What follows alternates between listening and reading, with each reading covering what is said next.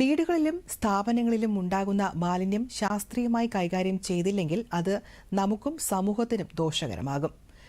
ശാസ്ത്രീയ മാലിന്യ സംസ്കരണവും പരിസര ശുചിത്വവും ജീവിതത്തിന്റെ ഭാഗമാക്കിയാൽ ആരോഗ്യകരമായ ജീവിതാന്തരീക്ഷം ഉറപ്പാക്കാം. കൊല്ലത്ത് നിന്നുള്ള ഒരു മാതൃക കാണാം.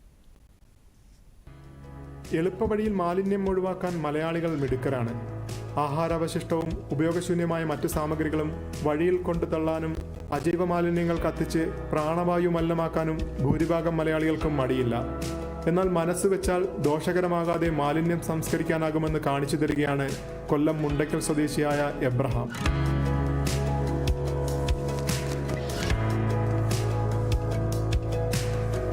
7 സെന്റിലെ ഇരുനില വീട്ടിന് ചുറ്റുമുള്ള സ്ഥലം വൃത്തിയായി പരിപാലിക്കാൻ അദ്ദേഹം ശ്രദ്ധാലുവാണ്.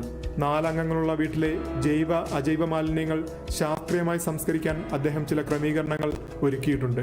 അടുക്കളയ്ക്ക് പിന്നിലുള്ള ഇത്തിരി സ്ഥലത്ത് ആഹാരാവശിഷ്ടങ്ങൾ ശേഖരിക്കാനും ഇലകൾ, പ്ലാസ്റ്റിക് എന്നിവ ഉണക്കാനും പ്രത്യേക ഇടമുണ്ട്.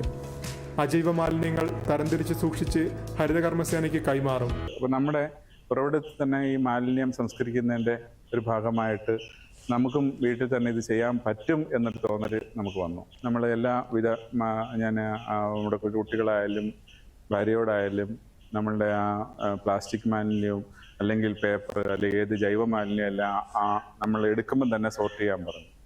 ജൈവമാലിന്യം ദുർഗന്ധമില്ലാതെ സംസ്കരിക്കാൻ കൊല്ലം കോർപ്പറേഷൻ പണ്ട് വിതരണം ചെയ്ത ജൈവമാലിന്യ സംസ്കരണ യൂണിറ്റുകൾ അദ്ദേഹം ഇപ്പോഴും കൃത്യമായി പ്രയോജനപ്പെടുത്തുന്നു.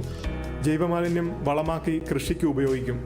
എയറോബിക് കമ്പോസ്റ്റിംഗ് മീഡിയമായ ഇനോക്കുലത്തിന്റെ ലഭ്യത ഉറപ്പാക്കാൻ ബന്ധപ്പെട്ടവർ ശ്രദ്ധിക്കണമെന്ന് ഇദ്ദേഹത്തിന് അഭിപ്രായമുണ്ട്. ഈ വളം പോലും ഞാനെങ്ങും കളയുന്നില്ല. അത് വേണമെങ്കിൽ വേറെ കൊടുക്കാം, ഈ കൃഷി ചെയ്യുന്നവർക്ക് വേണമെങ്കിൽ കൊടുക്കാം.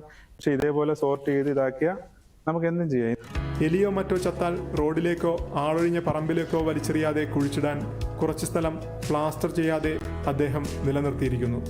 നമുക്ക് എപ്പോഴും ഒരു എന്തെങ്കിലും വീട്ടിലെ എലിയോ വല്ലതും ചത്താന്ന് കുഴിച്ചിടണമെങ്കിലോ അല്ലെങ്കിൽ നമ്മുടെ വെള്ളം ഒന്ന് ഇറങ്ങണമെങ്കിലോ ഇച്ചിരി ഒന്ന് വെള്ളം ഒഴിക്കണമെങ്കിലോ മണ്ണ് ആവശ്യമുണ്ട്. ഫുള്ളങ്ങ് ടൈലിട്ടാലുള്ള പ്രശ്നം ഭയങ്കര.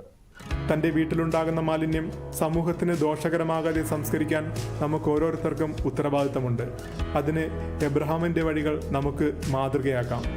ദൂരദർശൻ വാർത്തകൾക്ക് വേണ്ടി കൊല്ലത്ത് നിന്നും നീരജ് ലാൽ ആശ്രാമം.